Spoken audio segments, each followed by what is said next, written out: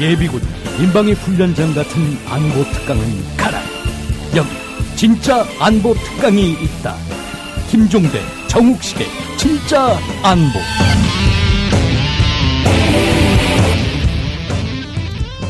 네, 청취자 여러분들 안녕하십니까? 김종대, 정욱식의 진짜 안보 5번째 순서 시작하도록 하겠습니다. 저는 평화네트워크의 정욱식이고요. 안녕하세요. 디펜스 21 플러스 김종대 편집장입니다. 반갑습니다. 네, 예, 반갑습니다. 어떻게 한 주간 잘 지내셨습니까? 한 주간 술 먹느라고 혼났습니다. 예, 예. 네. 저도 오늘 새벽에 귀가하는 바람에, 예. 네, 또 네. 이제 이 가정의 평화가, 가정의 안보가 한번 또 크게 한번 네, 흔들렸습니다. 얼굴이 누렇게 떴어요. 예, 예, 예. 여러분들 좀 이제, 과음하지 마시고요. 우리가 첫 방송 때 청취자 여러분들께 공약한 내용이 좀 있지 않았습니까? 네, 네. 예, 우리 김종대 편집장께서 책임지고, 네. 언니들, 우리가 여성 게스트 분들을 앞으로 네. 모시겠다라고 약속을 했는데요. 네. 오늘 드디어, 첫 번째 언니, 예, 네. 첫 번째 여성 게스트께서 오늘 이 자리에 함께, 하고 계시고요. 네. 좀 이따 방송 시작하면 본격적으로 소개 말씀 기대할, 드리도록. 지금 얘기하면 안 돼. 궁금증을 일단 그렇죠. 유발시키고 예, 예. 낚싯밤만 던져야 돼요. 조금 이따 제가 깜짝 소개를 해야 돼요. 힌트를 드리자면 깜짝 놀랄 만한 분이시다. 이렇게 말씀드릴 수 있을 것 같고. 네. 2부, 저희 2부 순서에선 또, 지난 9월 25일에 평양을 다녀오신 또 재미동포 의사 한 분을 또 모시고. 네. 지금 평양에선 이란 주제로 예, 또 우리가 2부 순서를 갖도록 하겠습니다. 그럼 여기서 우리 평화네트워크에 준비한 하이파이브 듣고 방송 시작하도록 하겠습니다. 뱃살들이 출렁인다. 젖살들은 흘러내려. 남자들아 명심해라. 배 나오면 끝이다. 바디뷰 입자, 바디뷰 입자. 배 나온 아저씨도 바디뷰 입자, 바디뷰 입자. 젖혀진 총각들도 잠시만요. 우리 오빠 바디뷰 입고 가실게요. 싱글벙글 웃는 여친. 오빠 짱. 자신감도 수직 상승. 남성 전용 보정 속옷 입어보자 바디뷰. 입는 순간 몸짱이 되는 남자 보정 속옷 바디뷰. 포털 검색창에 바디뷰를 검색해보세요. 구매하실 때 배송 메시지에 진짜 안보라고 적어주시면 고가의 사은품을 드립니다. 인체에 무해한 친환경 원목 가구 전문 제작 우드 하모니. 우리가 사용하는 가구나 집안 내장재에는 아이들의 아토피나 새집 증후군을 유발하는 유해 물질들이 수년간 나옵니다. 우드 하모니 제품은 인체에 무해한 원목 가구입니다. 어린이가 성인이 될 때까지 사용할 수 있는 튼튼한 침대, 책상, 책장 등 다양한 제품을 직접 제작하고 있습니다. 원하시는 제품 주문 제작도 가능합니다. 검색창에 우드 하모니를 검색하세요. 031-987-8577. 주문하실 때 국민TV 조합원이라고 말씀하시면 사은품도 드립니다. 나오기 전에 게시판을 저희가 보니까 몇 가지 질문들이 있는데요. 그 중에 아주 상세하게 질문을 주신 분이 계십니다. 그러니까 최근에 이제 이 전시작 정권 환수 문제, 이 문제가 이제 굉장히 또 중요한 뉴스거리가 되고 있는데요. 전시작 정권 환수와 한반도 평화체제 구축 사이의 관계가 뭐냐? 그러니까 쉽게 말씀드리면 평화체제를 구축하려면 작정권을 가져야 되느냐? 이런 질문을 주셨어요. 네. 아무래도 김종대 편집장께서 이제 청와대, 참여정부 때 청와대에 계실 때 또 이 문제를 또 집중적으로 검토를 해보시지 않았습니까? 그래서 당시 참여정부 때 얘기를 좀 소개해 주시면 이 청취자의 질문에 좀 답이 되지 않을까 하는 생각이 드는데요. 예, 아주 날카로운 질문이신데요. 그 전시작전권하고 평화체제는 다 일직선상에 놓인 프로그램이라고 할 수 있겠고, 이게 이명박 정부 들어와서도 제 기억으로는 2009년에 그 미국의 국방 차관을 맡고 있던 미셸 플로노이 네. 예, 차관이 한국 정부하고 협의를 할 때 네. 이제 그 당시는 2012년이었죠. 2012년에 전시작전권 전환과 함께 이제 한반도에서 어떤 유엔 사령부 평화 체제, 그 평화 협정 체결 이런 어떤 얘기가 한국 정부하고 아주 심도 깊게 논의된 적이 있겠습니다. 그런데 전시작전권 전환은 이제 어떤 한국의 군사 주권을 확립하면서 우리가 한반도 안보의 당사자, 즉 우리가 한반도 정세를 주도해보자는 그렇죠. 취지에서 이루어지는 것이고, 이런 어떤 우리가 안보의 당사자, 어떤 주권 국가로서의 위상 확립한 그 바탕 위에서 그 자격을 가지고 앞으로 한반도의 영구적인 어떤 평화 상태, 네. 또 어떤 평화로운 전쟁이 종식된 상태로 가자는 것이 바로 평화 체제입니다. 이렇게 봤을 때는 일단 전자권 전환의 어떤 첫발을 뗀다는 것은 그 자체만으로도 국가적인 의미가 있겠지만, 사실 우리가 한반도 정세를 주도하면서 장기적인 어떤 평화 구조, 평화 상태를 만들어가자는 노력의 첫걸음으로 이해해 주시면은 더욱더 그 의미가 깊어진다고 볼 수 있겠습니다. 네. 지금 안보 상황이 많이 안 좋습니다. 여러 가지로 이런 얘기들이 좀 이상적으로 비춰지실지는 모르겠습니다만은, 언젠가는 우리가 평화를 위해서 이 걸음을 옮겨야 되고, 또 언젠가 평화는 멀지만은 우리가 가야 될 길이거든요. 그런 점에서 이제 안보와 평화가 다 어우러진 하나의 국가적인 의제들이라고 말씀드릴 수 있겠습니다. 네, 그러니까 정리하자면은 한반도 평화협정을 체결하는 데 있어서 한국의 전시작전권을 환수하는 게 반드시 필요 조건은 아니지만 우리가 네. 평화 체제를 우리가 주도하기 위해서 한반도 평화 체제와 안보 정세, 또 향후의 미래 전략을 주도하기 위해선 전자권 환수가 필요하다. 이렇게 좀 정리를 할 수 있을 것 같아요. 그러니까 이런 면에서 보면은 저는 전시작전권을 가지고 온다 안 가져온다로 우리 사회가 너무 분열이 되는 것보다는 네. 이 한반도에 지금 미국의 어떤 동맹국으로서 후견인 역할을 할 수 있는 역량이 많이 약화된 상태거든요. 그렇죠. 예, 자체 재정난도 있고, 이럴 때 우리가 주변국이 다 우리 정부를 주목하고 있을 때 한국이 안보의 주인이 돼서 우리가 한반도 정세를 한번 주도해보자. 우리 운명을 스스로 한번 개척해보자. 이런 어떤 절호의 시기가 왔다는 것이고, 그게 전자권 전환 유무보다도 그런 어떤 의지, 또 결의, 그런 가운데서 우리 미래 세대의 어떤 조금 더 평화로운 분쟁이 없는 한반도를 물려줄 수 있는 높은 수준의 어떤 결의가 중요하다고 생각해요. 마침 지금 한미 연례안보 협의회가 지금 서울에서 열리고 있습니다. 어떤 이런 면에서 근시안적인 이런 어떤 현안에 매몰되지 말고 조금 더 장기적인 시각에서 우리 미래 세대를 위해서 이 문제를 논의해야 한다. 이런 자세를 가져줬으면 아주 좋겠습니다. 네. 그리고 최근에 이제 언론에서 많이 나오는 단어가 KAMD. 그러니까 한국형 미사일 방어 체제. 이것도 좀 다뤄달라고 하는 좀 요구 사항이 있었는데요. 그래서 이 문제를 포함해서 또 이것은 또 이제 전시작전권 전환 문제하고 또 밀접하게 연관되어 있는 주제고, 그래서 저희가 한번 다음 주에 전자권 문제, KAMD 문제, 이런 문제를 한번 종합적으로, 한번 신충적으로 한번 다뤄보는 것을 하고요.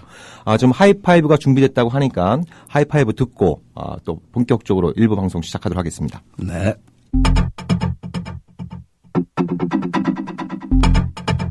안녕하세요. 개인적 사정에 의해 2주간 자리를 비운 이재영 간사를 대신하여 이번 주 주간 브리핑 하이파이브를 전해드릴 평화네트워크의 인턴 이종민입니다. 남북관계 관련 소식입니다. 다시 남북관계의 경색된 분위기 속에서 개성공단에서 반가운 소식이 들려왔습니다. 이산가족 상봉 행사 연기로 촉발된 차가워진 남북관계 분위기 속에서도 남북이 공동으로 개성공단을 관리할 상설협의체인 개성공단 남북공동위원회 사무처가 지난 9월 30일부터 공식 업무를 시작했습니다. 이것은 2010년 5월 남북경제협력협의사무소가 폐쇄된 이후 3년여 만의 일입니다. 극악한 동족대결책동의 산물로서 그 책임은 전적으로 남조선 보수패당에게 있다. 앞으로 북남 관계의 전도는 전적으로 남조선 당국의 태도 요하에 달려있다. 차가워진 남북관계가 빠른 시일 내 회복될 가능성이 낮다고 하는데요. 전문가들은 이러한 최근 북한의 강경한 발언이 개성공단 정상화와 이산가족 상봉 합의 과정에 대한 군부 강경파 등 북한 내부의 누적된 불만이 지도부에 대한 충성 경쟁과 결합되어 표출된 결과라고 분석하고 있습니다. 남북관계에 영향을 미치는 요소들이 많이 있습니다만 개성공단에서 어렵게 내디딘 한 걸음이 경색된 지금의 남북관계를 완화시키는 전환점이 되길 바라봅니다. 자민당 재집권 이후 아베 신조 총리는 취임 일성으로 미일 동맹을 무엇보다 먼저 강조했습니다. 日本外交の基軸である日米同盟の絆を改めて強化していくことが日本の外交安全保障立て直しの第一歩であると 미국과 일본이 미일 방위협력 지침 이른바 가이드라인 개정을 협의했습니다. 이 자리에서 사이버 공격에 대한 대응 방안을 새롭게 포함시킬 것이며 향후 1년에 걸쳐 체계적 검토를 진행할 예정이라고 지난 30일 요미우리 신문은 보도했습니다. 새 미일 가이드라인에는 외부로부터 양국 국방용 컴퓨터 시스템이 해킹을 당했을 때 대응하기 위한 구체적 미일 공동 대처 방안을 수록할 예정이며 이러한 미일 사이버 방어에 대한 공조 강화는 군사적 목적의 사이버 연구를 진행 중인 중국을 견제하기 위한 조치라고 요미우리 신문은 소개했습니다. 정례적 개정 작업이라고는 하나 최근의 불안정한 동북아시아의 정세를 고려해봤을 때 정세 안정에 부정적 영향이 있지 않을까 다소 우려스럽습니다. 유엔 안보리 15개 이사국이 지난 27일 미 뉴욕 유엔 본부에서 시리아 화학무기 폐기에 관한 결의안에 합의하였습니다. 이번 결의안의 내용을 살펴보면 시리아 내 어떤 세력도 화학무기를 개발, 생산, 취득, 저장, 운송할 수 없고 이를 위반하는 경우 안보리가 제재 여부를 검토할 수 있다고 명시하고 있습니다. 하지만 일각에서는 시리아의 화학무기 폐기 약속 위반 시 이에 대응한 자동적 군사 개입 내용이 빠져 있어 이번 결의안이 실질적으로 효력을 발휘할 수 있을지에 대해서 의문을 제기하고 있습니다. BBC에 따르면 결의안이 군사 개입의 근거로 유엔 헌장 7조를 언급함과 동시에 위반 시 군사 개입 논의를 위한 추가적 안보리 결의의 필요성을 언급하였는데 이 경우 러시아의 거부권 행사가 유력해 시리아가 결의안을 위반하더라도 군사 개입이 사실상 힘들다고 분석하였습니다. 이러한 유엔 안보리 대시리안 결의안에 대해서 바샤르 알 아사드 시리아 대통령이 현지 시간 29일 이탈리아 공영 RAI 방송과의 인터뷰에서 유엔 안보리의 결의를 존중하겠다는 공식적 입장을 처음 밝혔습니다. The Syrian government has been very cooperative. It is the party that volunteered joining the Organization for Non-Proliferation of Chemical Weapons. 알 아사드 대통령은 화학무기 사용 승인 절차가 복잡하며 시리아에 화학무기를 보유한 부대도 없다고 강조하였으며 시리아 정부군의 화학무기 사용의 의혹에 대해서 일축하였습니다. It's something that could have been avoided. It's not necessary. I feel like there are a group of people in Congress right now who only think of themselves. 지난 10월 1일 미 연방정부가 부분적으로 업무를 정지하는 셧다운이 1995년 클린턴 행정부 시절 이후 17년 만에 재현되었습니다. 이에 따라 국가안보와 생명 및 치안 업무를 수행하는 필수 인원을 제외한 80만 명 이상의 연방정부 공무원들이 강제 무급 휴가에 들어갔습니다. 이번 셧다운은 공화당이 다수인 미 하원이 새 예산을 통과시키려면 건강보험 개혁안 오바마 케어를 유예해야 한다는 조건을 고수하고 이를 민주당이 다수인 상원과 오바마 대통령이 받아들이지 않으면서 연방정부가 새 회계년도 예산을 마련하지 못함에 따라 초래되었습니다. 이것으로 이번 주 하이파이브를 마치며 이어지는 김종대 정욱식의 진짜 안보의 재밌고 친절하지만 치밀한 분석과 함께 즐거운 시간 되시길 바랍니다.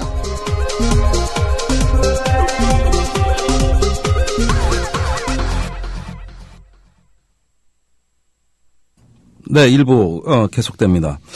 이재영 간사가 휴가를 가니까 네. 그 평화네트워크에는 간사가 몇 명입니까?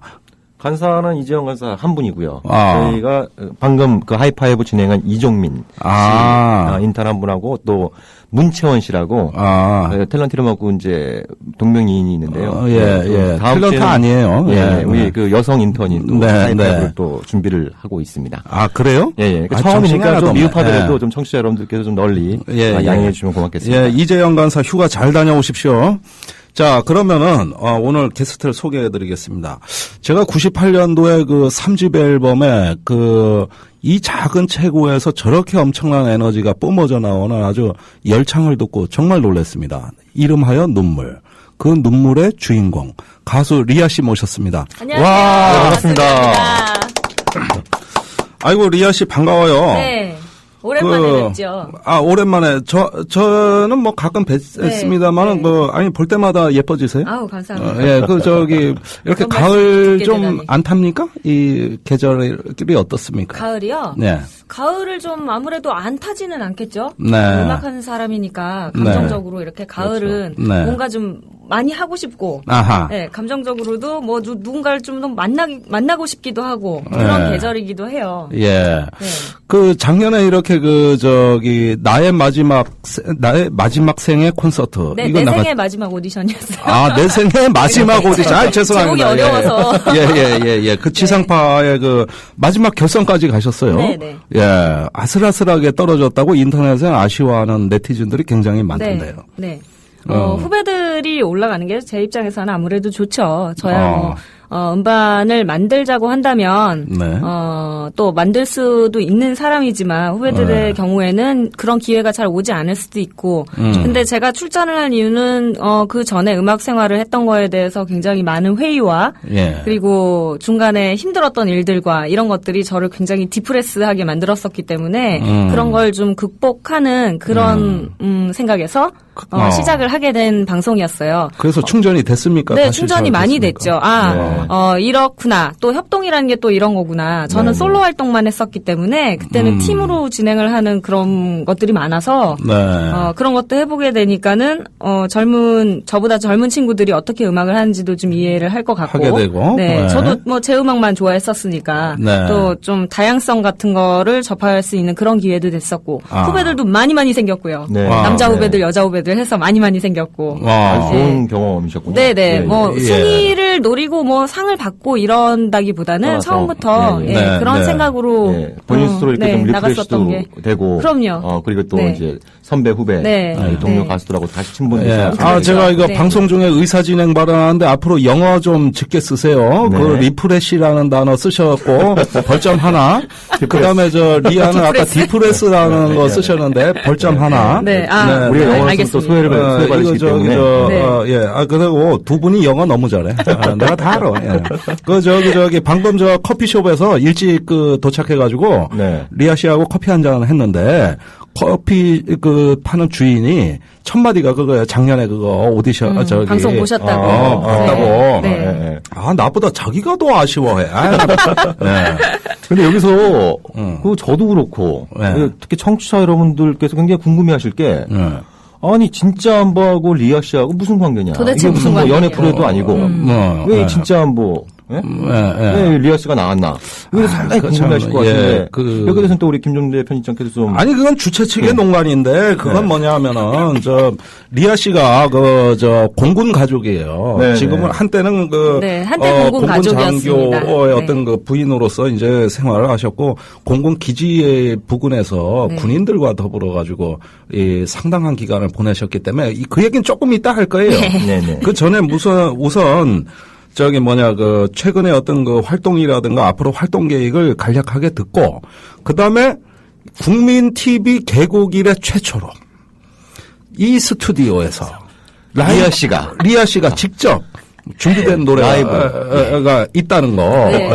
PD님께서 사실은 반대를 하셨었어요. 여기는 노래를 하는 그런 음향 시설이 돼 있지 않으니까 가수분들한테는 굉장히 죄송한 시설이다 이렇게 말씀을 하시길래 저는 좀 노래하기 불편할지 몰라도 그래도 이 오후 4시 넘어서 굉장히 나른한 시간에 제 목소리로라도 이렇게 위로를 좀 드리면은 오히려 더 좋아하지 않으실까 싶어가지고 그냥 제가 라이브를 하겠다고 고집을 부려서 MRCD를 반주 CD를 죄송합니다. 영어 또 썼어.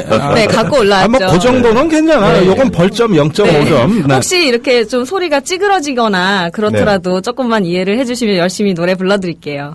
그러면은 이 국민 TV의 이 토크용 마이크하고 나도 영어 썼네. 요거하고 이 어떤 톡가수의 가창력이 어떻게 조화를 이루는지 직접 확인을 합시다. 그럼 리아 씨 노래를 듣고 가겠는데요. 어떤 노래 해주시겠습니까? 나른하잖아요. 제 노래 중에 많이 알려진 노래는 아닌데 타이틀이었었던 노래예요. 홍보를 많이 못해서 돈이 좀 많이 부족했어요 그때. 그래서 힘을 냅시다라는 노래인데 이 노래 들으시면 좀 기운이 나실까 해서 그 노래부터 들려드리고 그리고 가겠습니다. 와.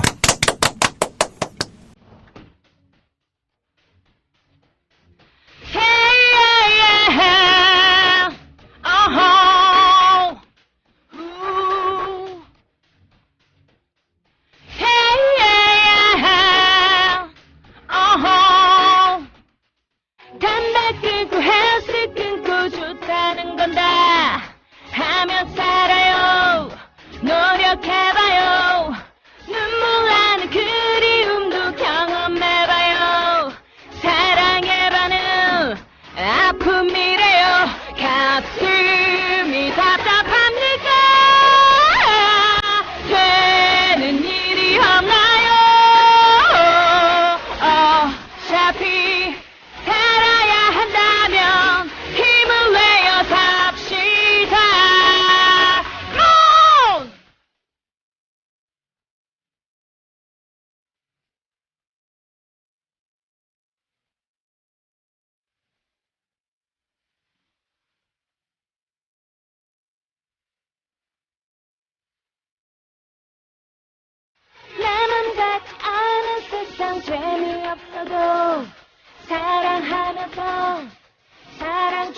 있어.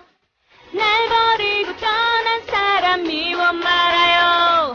행복하기를 웃고 살기를 가슴이 답답합니까?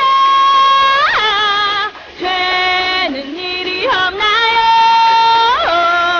어차피 살아야 한다면 힘을 내어 삽시다.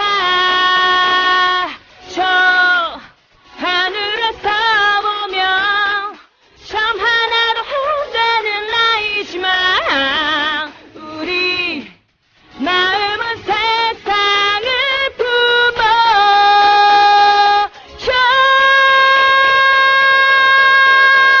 가슴이 답답합니까?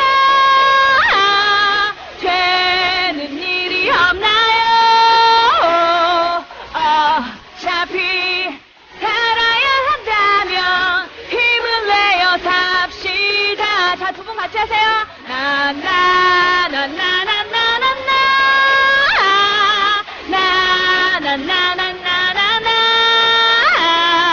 어차피 살아야 한다면 힘을 내어 삽시다. 힘을 내봐요. 힘을 내어요. 힘을 내어 삽시다.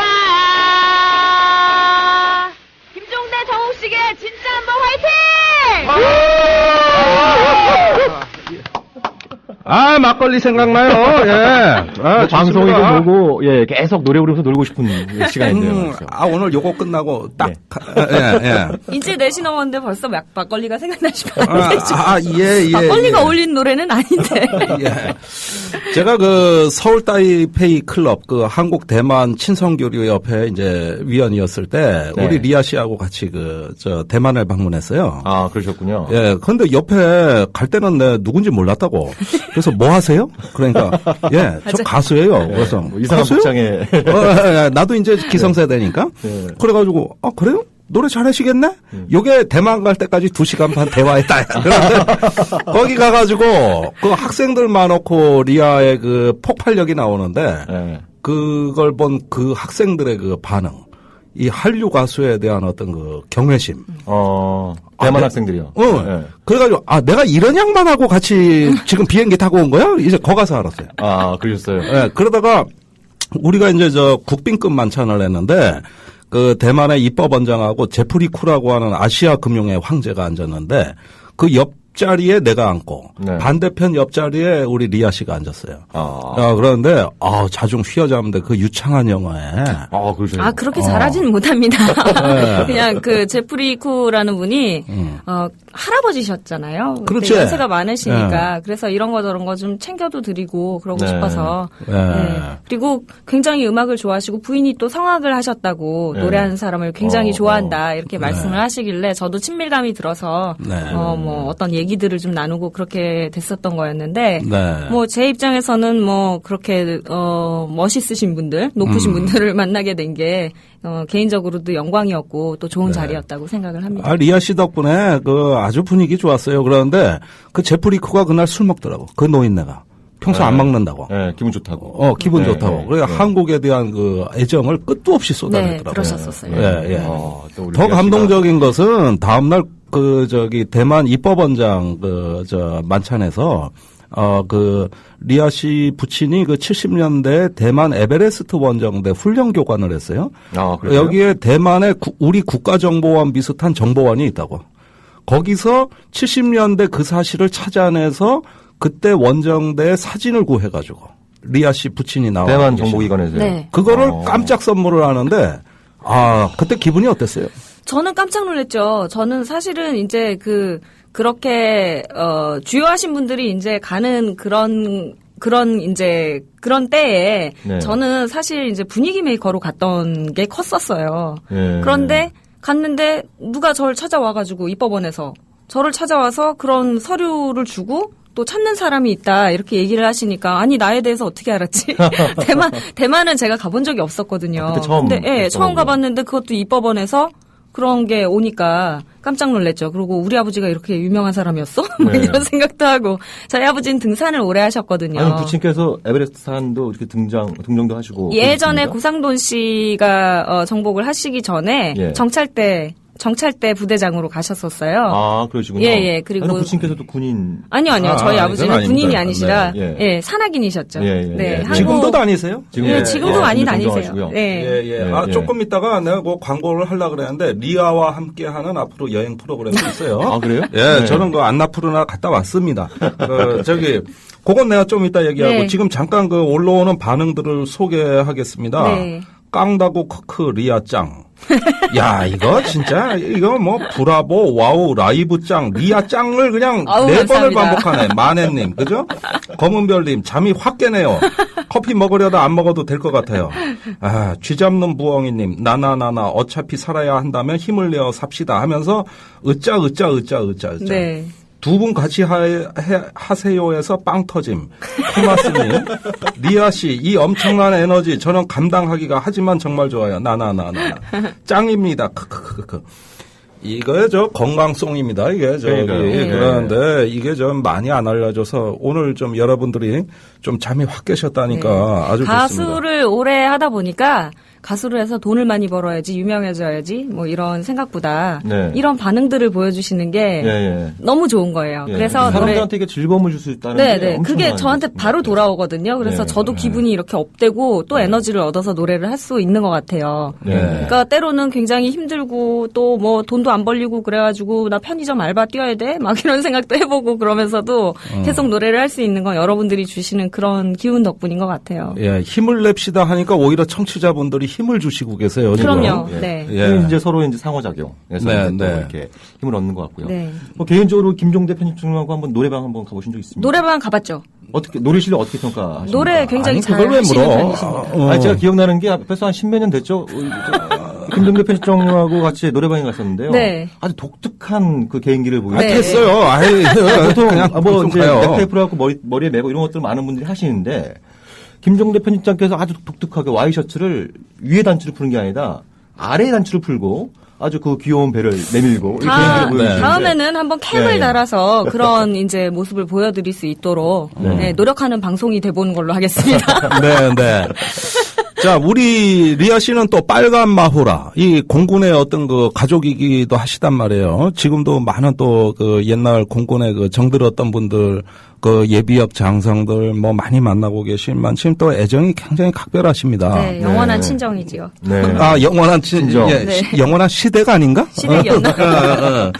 그런데 이 공군은 이렇게 많이 가족들이 기지에 모여 살잖아요. 네, 육군은 모여 살죠. 왜 전국 곳곳에 다 흩어져 있지만은 네. 공군은 이렇게 기지 단위로 하고 그러는데 또 그러면서도 이사도 굉장히 자주 다니거든요. 네, 이사를 그게 제일 어려운 다니는 점이 거는, 어떤 겁니까? 예. 군인이라면은 이사를 뭐 공군이든 육군이든 뭐 다 돌아다니게는 돼 있는 것 같아요. 다만 육군하고 다른 점은 공군은 항상 언제든 전시 태세에 이제 대비를 해서 출격을 언제든지 할 수 있는 그런 준비가 돼 있어야 되기 때문에 그 관내에 관사에 살아야 한다는 거고. 네, 근데 벗어나질 못하는군요. 예, 그 바깥에다가 집을 얻어도 무방하다고 들었었거든요. 네. 그 안에서 같이들 살다 보니까 아무래도 친척같이 그렇게 살 수밖에는 없는 환경이고 또 그렇게 실제로들 가깝게 그렇게 모여서 사시고 계시고요. 아, 그렇군요.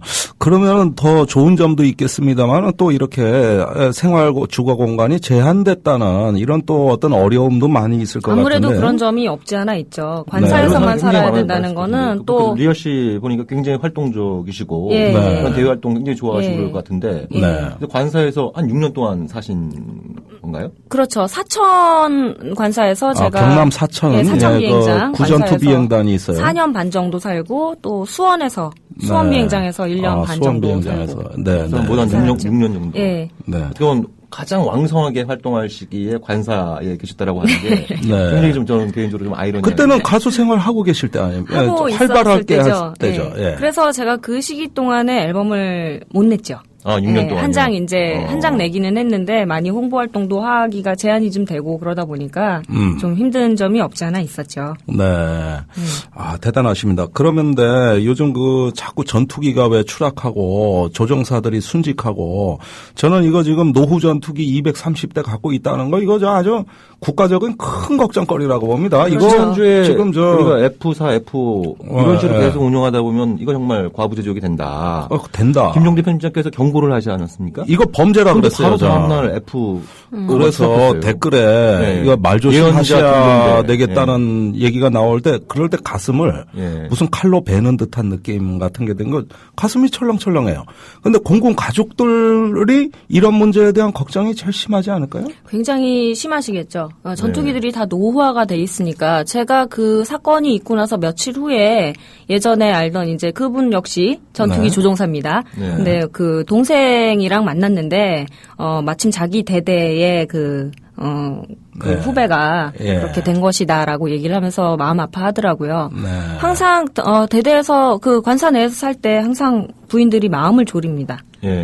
혹시 꿈을 잘못 꿨다, 좀 흉한 꿈을 꿨다 그래도 항상 마음을 졸이면서 있어야 되고요. 또 뭐 3분 대기나 1분 대기나 그렇게 해갖고 나가 있을 때 언제 전투기를 출동을 시켜야 될지 모르니까 제가 예전에 무슨 그 한미연합사 파티가 겨울에 있어서 그래서 가서 노래를 해드린 적이 있는데 사령관이 계시는 방으로 잠깐 이제 들어가서 뵙고 인사하고 앉아 있었던 때가 있었는데요.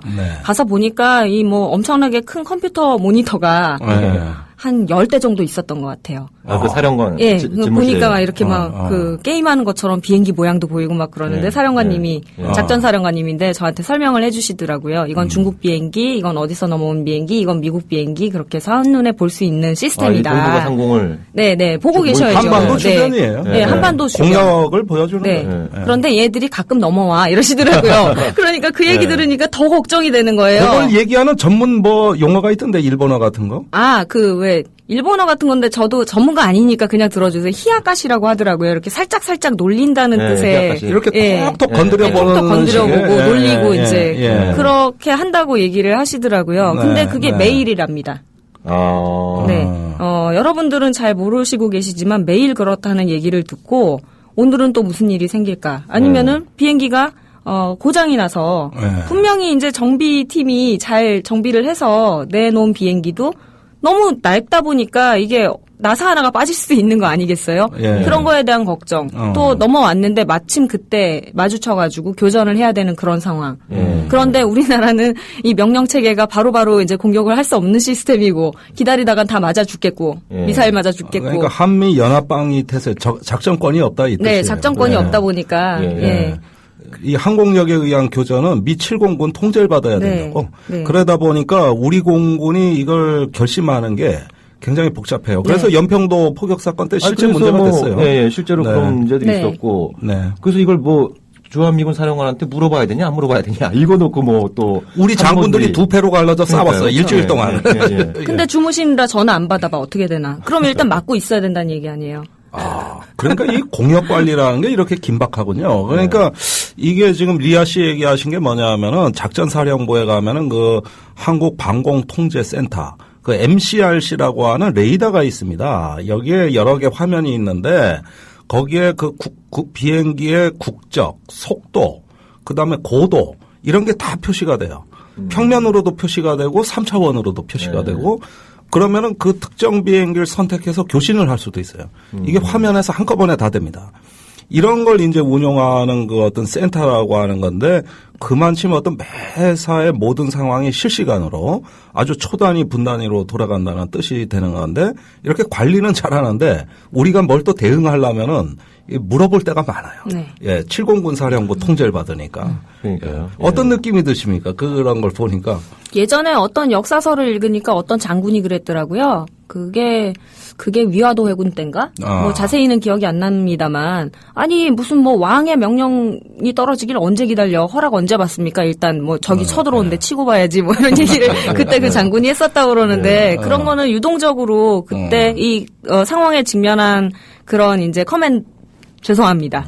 또 영어 썼어요. 그런 이제 명령권을 가지고 있는 최전방에 있는 사람이 결정을 해서 할 수 있는 그런 시스템이 돼야 되지 않나. 네. 그러면은 조금 마음을 놓을 수 있지 않을까. 그런 부인들께서도 그런 생각을 해보고요. 전 뭐 공군에서는 돌아온 지는 뭐 꽤 시간이 흘렀습니다만 그래도 아직도 공군에 있었던 때를 생각을 하면 내내 마음에 걸리고 또 전투기나 이제 훈련기가 떨어졌다고 그러면 마음이 아프고 또 거기에 대해서 지속적으로 또 지원을 좀 해줄 수 있는 그런 방법이 없을까.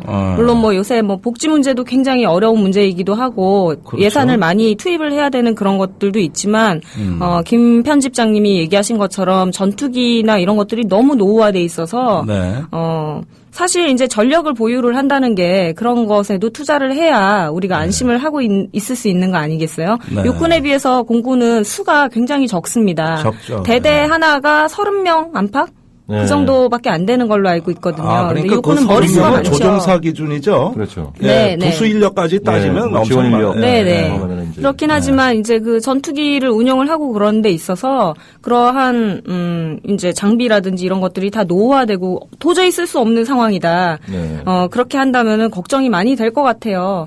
얼마 전에 이제 SNS로 제가 이제 계속 이제 교류를 하고 계시는 사령관님께서 글을 올리셨는데 이게 말이야, 내가 예전에 타던 전투기인데, 사령관 때 타던 전투기인데, 이 전투기가 굉장히 좋은 전투기였어. 하지만 내 아랫세대 후배들한테는 더 좋은 전투기가 왔으면 해.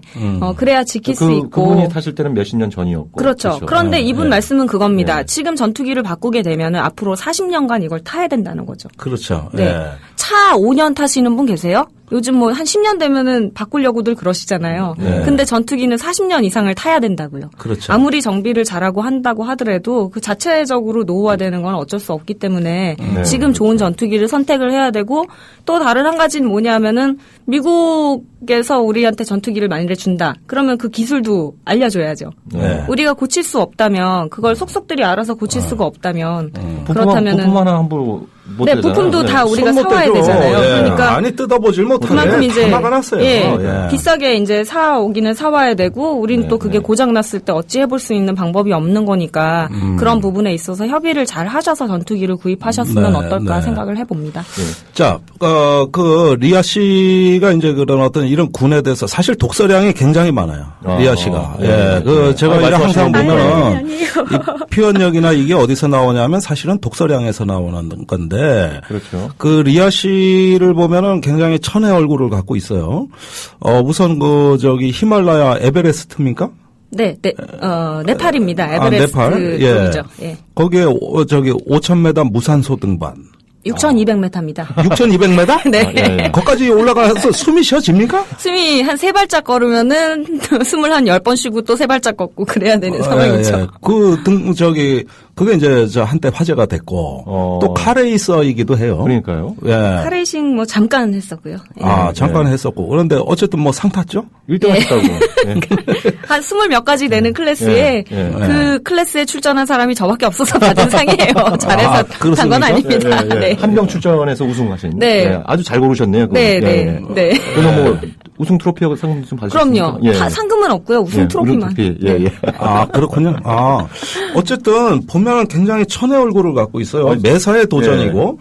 요즘 뭐 새로 도전하고 있는 건 없습니까? 이제 제가 아버지가 산악인을 못하게 되셔서 너무 나이가 드시니까 이제 산악인들도 은퇴를 해야 되잖아요. 근데 여전히 바람의 아들로 사시는 게 좋으셨나 봐요. 바람의 아들. 그 이후로는 오지 탐험, 또 뭐 사람들이 안 가보는데 이런 데를 돌아다니시기 시작했어요. 그리고 뭐 아름아름으로 손님들도 모시고 다니고. 근데 그 세월이 한 45년 되시다 보니까 그 쌓아오신 게 너무 아까운 거예요. 제가 로브제라는 그 봉우리 6,200m짜리 그걸 가게 된 것도 아버지가 산악인으로서 평생을 그렇게 노력을 하셨는데 이름을 많이 날리지를 못하고 어떤 별을 달지 못하고 이제 그러셨던 게 너무 아까워서 딱 환갑이 되시는 해에 제가 그걸 갔었던 거였거든요. 아빠 딸내미가 해줄게. 산 하나 따주면 될 거 아니야. 그래서 제가 산 따러 갔었어요. 태극기 꽂고.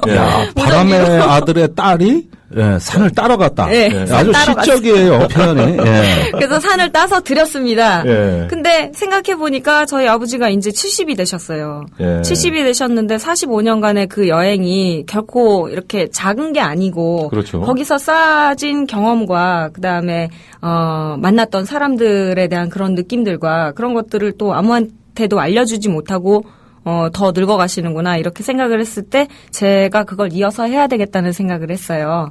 그래서 최근에 뭐 여행 관련된 사업을 네, 여행 뭐 사업을 있고. 지금 이제 시작하려고 하고 네네. 있고요. 그 뭐 법인 만드는 게 어렵더라고요. 그래서 그걸 먼저 이제 선결을 하고 네. 내년 한 2월서부터는 제가 모시고 가는 여행으로 예. 국내 여행사들이 굉장히 많잖아요. 그래서 패키지로도 많이 가시고 하지만 뭐 간혹 쇼핑 때문에 굉장히 애를 먹었다는 분들도 계시고 또 싼 줄 알고 갔는데 알고 보니까 가고 팁도 줘야 되고 뭐도 줘야 되고 할 일이 굉장히 많더라. 그렇죠. 예. 사실은 싼 게 이제 뭐 비지떡이라는 얘기도 있듯이 싼 것만이 좋은 게 아니더라. 이런 분들이 많이 생기면서 맞춤 여행하시는 분들 그런 분들도 생기고 그러다 보니까 저희 아버지가 45년간 여행했었던 그런 노하우를 어쩌면 제가 전달을 해드린다고 할까요? 네. 제대로 여행하는 법, 또 위험하지 않게 여행하는 법. 그런 것들을 좀 같이 경험할 수 있는 그런 기회를 만들기 위해서 회사를 만들게 아버님이 됐죠. 45년 동안 그 개척해 오신 네. 그 여행 루트를 네. 다시 한번 이제 리아 씨를 통해서 네. 우리가 또 경험할 수 있는 네. 아주 이번 기회에 아예 저 회사 하나 차리지 뭐. 네, 회사를 만들려고 예. 하고 있어요. 아니, 회사를 하나 만드신다. 네, 이제 네. 핵심이 나오네. 이게 쑥스러워서 이 얘기를 못 한 거라고. 자꾸 조금 빙빙 돌린 건 사실 이 얘기를 하기 위함이에요. 네, 그렇죠. 그러니까 좀 많이 관심 가져주시고요. 전 사실 체험을 했어요. 그 안나푸르나에 가봤다고.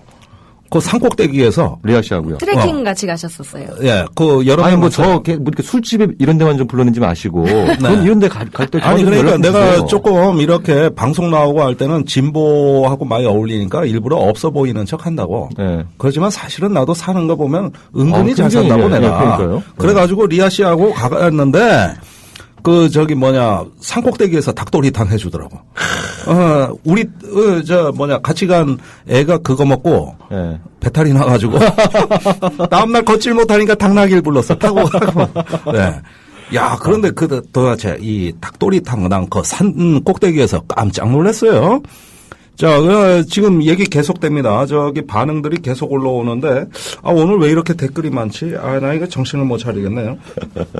안보로 하지 말고 아예 예능 프로그램 하래, 지금. 해서 전부 그 길로 빠지래. 다른 거 안보 고리타분하게 하지 말고 이 컨셉으로 계속 가래, 지금 얘기가. 예. 여자 윤도현 쩔어요, 대박. 이거 뭔 얘기야, 이거? 별명이 여자 윤도현. 아니요, 그렇진 않은데요. 처음 들어보신 윤도현 오빠 같다는 말씀을 하시는 거죠. 예. 그런데 감사합니다. 이게 뭐냐면은 이 폭발력 이런 데서 아마 이게 비견이 된 거 아닌가 싶은데 마침 그걸 설명하는 댓글도 있어요. 네. 마이크가 리아 씨 성량을 못 따라오네요. 요렇게 얘기하네. 이게 그러니까 얘기 전용 마이크라서. 전문가시네요, 보니까. 그 마이크 비싸요, 이거? 저 앞에 앉아있는 박TV가 좀 난처해하네. 이 얘기 나오니까. 박TV는 또 뭡니까? 박PD님. 영어를 쓰지 마세요, 그러니까.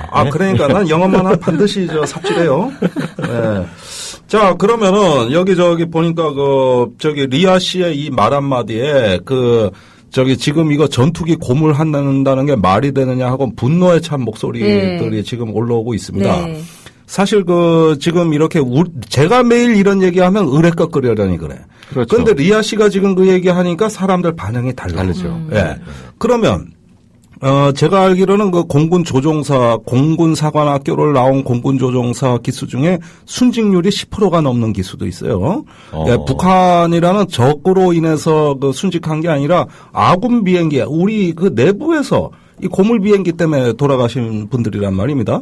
근데 이렇게 돌아가시면 유가족이 있고, 그죠? 또 여러 가지 보상이 있겠습니다만은 어디 한전이나 도로공사 같은 데 보려면 자녀를 특채해준다든가 이렇게 계속 복지를 제공해주는 프로그램이 많다고요. 네. 근데 공군은 어떻습니까? 공군은 그런 거 없습니다.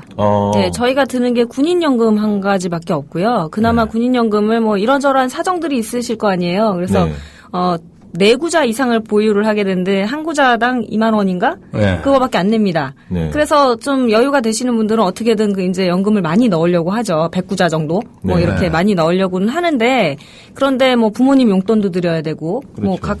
각자들 사정이 있으시니까 그 연금마저 없다면 아마 그렇게 조종사가 돌아가시면 부인하고 애들은 먹고 살 길이 없는 거죠. 네. 아니 실제로 이게 공군의 원죄입니다.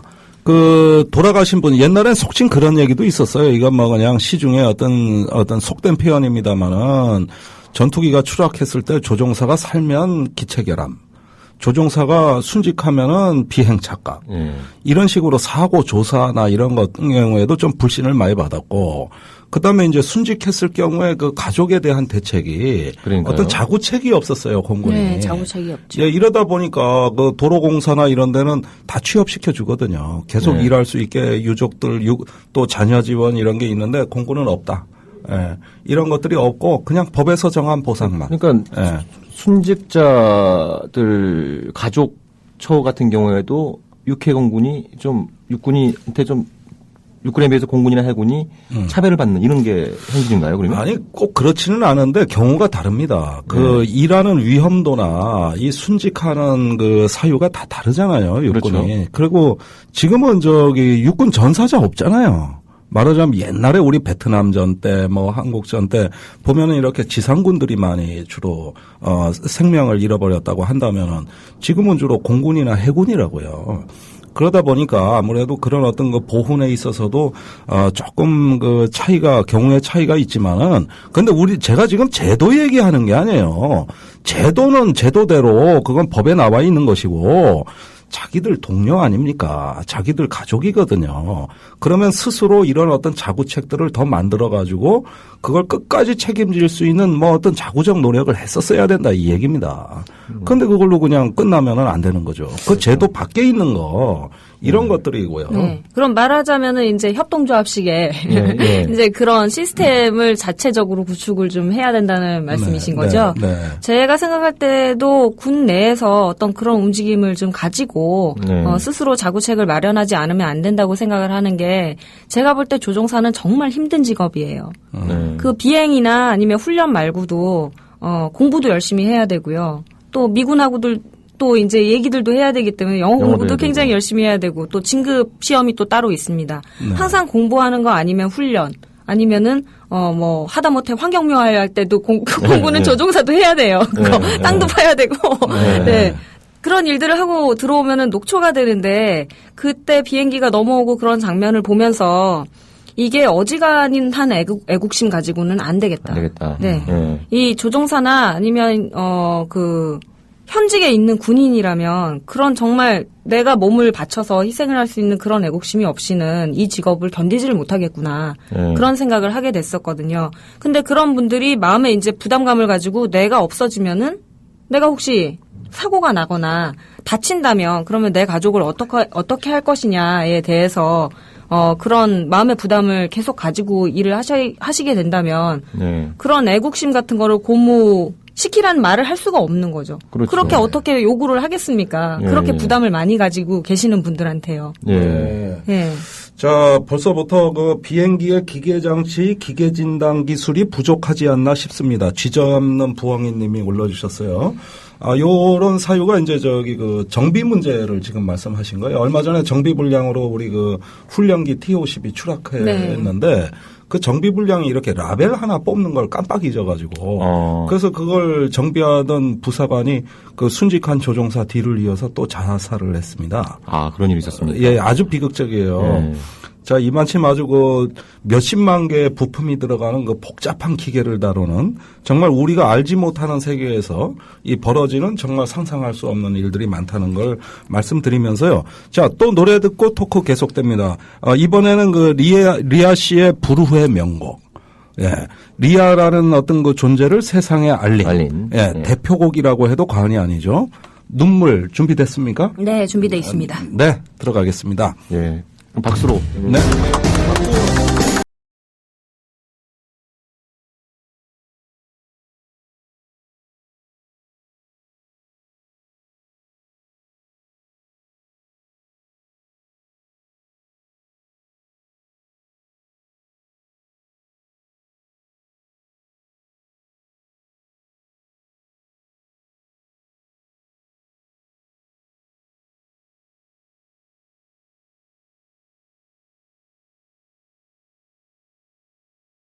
일이 없을 줄 알았었는데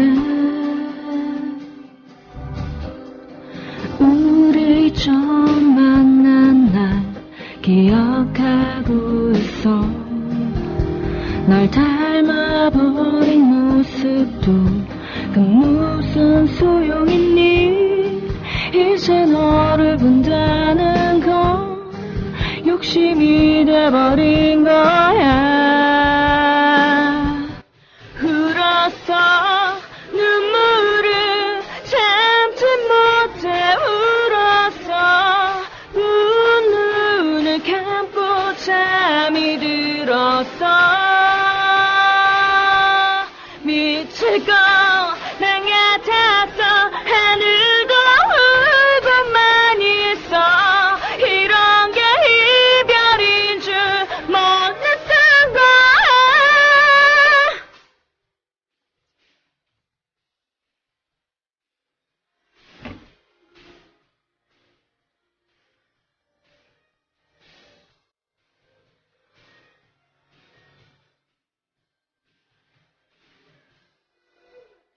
혼자 남아버렸어. 믿을 수 없었어. 세상이 날 버리고 모두 날 버린 거야.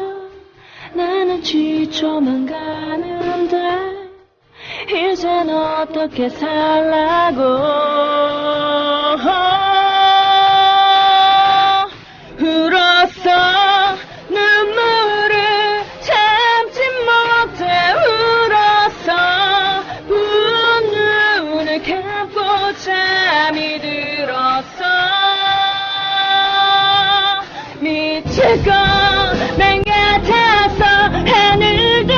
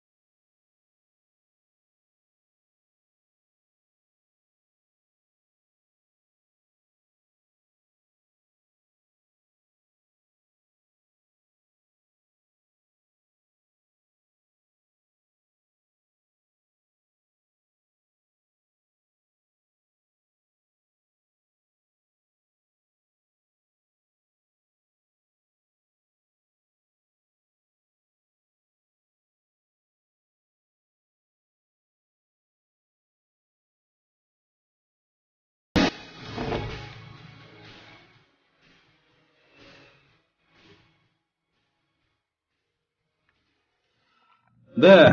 댓글 마구마구 올라옵니다. 아, 나 이거 참, 이건 소개해드려야 돼. 아우, 제가 아까는 헤드폰을 안 꼈었는데 지금 헤드폰을 끼고 보니까 너무 소리가 많이 이렇게 찢어져서 아까 노래 들으실 때 힘들으셨을 것 같아요. 글쎄, 지금 갑자기 이 노래를 하면서는 자리에서 일어나서 한 1.5m 정도 마이크에서 떨어지셔서 그러니까 옆으로 돌아서 이게 국민 TV 마이크가 걱정돼서 그러시는 거야 이거랑.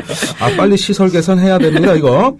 자, 애인 없어요님이 올라주셨는데 국민 TV에서 리아 씨의 라이브를 듣게 되다니 마치 일제 치하에서 해방을 맞이한 느낌입니다. 나이가 미치겠네. 어떻게 투평을 해야 될지 이 댓글에 대해서는 이해는 갑니다. 나그네님 세월을 뛰어넘는 명곡 이렇게 하셨고 감사합니다. 역시 리아 최고다님 국민 TV에서 리아를 만나다 가창력하면 리아지 매력 덩어리 이렇게 가만 있자 매력 너무 덩어리 감사합니다. 연속곡에서 듣던 얘기 아닌가? 어서 많이 듣던 것 같은데 졸라방님 예능과 안보의 절묘한 조화. 이거는 제 기획력이에요. 이건 그 사이에 또 빨대까지 되시고 말이에요. 예, 예. 네. 새로운 장르가 될 듯합니다. 예, 한 달에 한 번 고정 부탁드려요. 예, 후보. 그리고 사랑과 정의님은 뒤늦게 들어와가지고 이게 뭔 방송이지 왜 이러지? 이래가지고 지금 라이브하고 물음표 쓰여졌었어요. 진짜 한번 들어보셨다가 이거 뭔가 갑자기 리아 또 노래 나오셔서 굉장히 당황하실 거예요. 예, 예. 당황은 하시겠지만 굉장히 또 즐거우실 것 같아요. 나오는 김에 좀 즐거우시라고. 그러니까 예술과 안보의 절묘한 조화가 와닿네. 진짜 안보죠. 그러니까 국민들한테 즐거움을 주는 게 진짜 안보 아니겠습니까? 즐거움 줘야 돼요. 안보는 즐겁게. 그렇죠. 즐겁게 뭐든지. 우리 리아 씨가 그러면 자꾸 나오셔야 되는데 이거 참 큰일 났습니다. 이거 안 나오면. 자, 그러면 이제 아쉬운 한 시간이 거의 다 돼가는데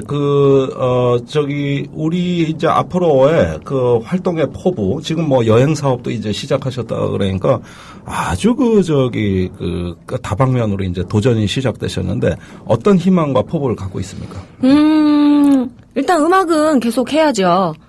제가 노래를 할 수 있을 때까지 너무 이렇게 나이가 들어서 목소리도 안 나오고 취해지기 전까지. 아직 멀었어요. 제가 이제 몇 달 안 있으면 40대요. 네. 그런데 40이 돼서 생각을 해보니까 몇 달 있으면 40대요. 30이 된다 해도 믿을까 말까. 아닙니다. 그런데 마릴린 먼로가 왜 자살했는지 알 것 같아요. 너무 나이가 들어서 무대에 서면 예쁘지 않겠구나. 내가 즐거움을 줄 수 있는 존재가 안 될 수도 있겠구나. 그런 생각을 했어요. 그래서 노래를 할 수 있는 데까지는 그래도 내 노래를 많은 사람들한테 들려주고 싶다. 같이 즐거웠으면 좋겠다. 그래서 제가 해보고 싶던 노래 중에 신중현 선생님 거가 노래들이 좀 있어서 그걸 작업을 하고 있었는데 그거보다 먼저 좀 펑키하고 좀 재미있는 스타일의 즐기는 음악을 먼저 하게 될 것 같아요. 둘이 동시에 진행을 하다가 11월 달에 좀 즐거운 걸 먼저 하고 녹음했었던 그것들은 봄으로 미뤄서 하고 이렇게 봄으로. 하자 생각을 했고요. 또 뭐 여행은 계속 돼야 되니까요. 그렇죠. 중간중간에 이제 여러분들하고 같이 여행을 하고 중요한 건 제가 직접 가이드로 가기 때문에 재미가 있으실 거예요. 그래서 많은 분들이 이제 또 관심 가져주시길 바라고요. 그 진짜 안보 특집편으로 한번 우리 리아 씨 모시고 리아 씨가 안내하는 그 안보 여행, 진짜 안보 여행. 안보 여행? 이런 거 한번 우리가 진짜요? 내년 봄에 한번 괜찮죠? 준비해 보죠. 뭐. 네. 내년 봄? 좋습니다. 네. 이 가을의 이 정치, 이거 잃어버리기 전에 이 감동을 빠른 시간 내에 한번 재현해 볼 수 있도록. 어떻게 스텔스 뭐 이런 거 보여주시는 거예요? 그거 다 보여드릴 수 있어요. 진짜요? 예. 보는 게 소원이었는데. 네. 이반님이 두 앵커님들이 군 위문가수 보는 이등병 같대요. 그런데 요 밑에 댓글 밑에 지금 여기 사진이 올라가 있다고. 진짜요? 그거 보고 얘기하시는 거예요. 눈물 제가 정말 많이를 많이 강조하신 상가치님 있으시고 뒤집는 창법 아무나 못합니다. 뒤집는다. 뭘 얘기하는 거죠? 꺾이는 거 있습니다. 꺾이는 거. 꺾이는 소리 있어요. 그래요? 울었어 뭐 이런 거. 정옥식 씨, 울었어. 시작. 제가 시작하면 방송 바로 끝납니다. 그래? 청취자 여러분들이 또 채널을 돌리시기 때문에. 어쨌든 여행 사이트도 홍보해달라는 얘기도 있고 그러니까 오늘의 방송의 목적은 우리가 상당히 많이 달성했습니다. 자, 그런데 신청곡이 또 들어왔는데 이번에는 라이브가 아니라 이번 반주가 준비가 안 된 것 같습니다. 그래서 음원으로 들려드리겠습니다. 고백성사 나갑니다.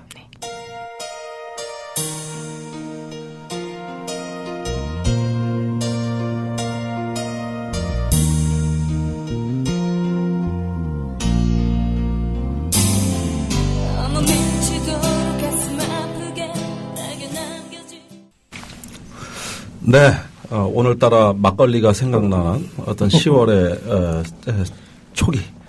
지금 밖에는 낙엽이 붉게 물들고 있습니다. 리아 씨와 함께 꾸미는 가을날 정말 아름답습니다. 자, 오늘 아쉽지만 리아 씨와의 일부 이걸로 마치기로 하겠습니다. 리아 씨. 네. 다음에 또 나와 주실 거죠? 그럼요. 저 할 얘기가 너무 많았었는데 자꾸 말이 나올 것 같은데 그만 가라고 그러셔서 되게 섭섭해요. 그러세요? 네. 다음에 또 올게요. 이거 저희 얘기 작전입니다. 저희 작전. 다음에 또 모시려고. 네. 만혜님이 할 일이 태산처럼 많은데 리아 씨 방송 듣고 댓글 다느라 다 밀어버렸어요. 이거 우리가 여러 사람 지금 그러니까요. 근무에 지장을 업무에 초래하고 있습니다. 소유를 떨어뜨리는 아주 안 좋은 방송인데. 이게. 진짜요? 예. 기운 나시라고 한 거였는데. 건강송 들었거든요. 예. 자, 오늘 출연 감사드리고 네. 앞으로 자주 뵙겠습니다. 네, 저도 너무 즐거웠습니다. 여러분 음악 들어주셔서 너무 감사하고요. 다음번에 또 뵐 수 있었으면 좋겠어요. 예, 미아 씨 정말 감사합니다. 자, 박수. 네, 고맙습니다. 자, 2부 시작 전에 전하는 말씀 듣겠습니다.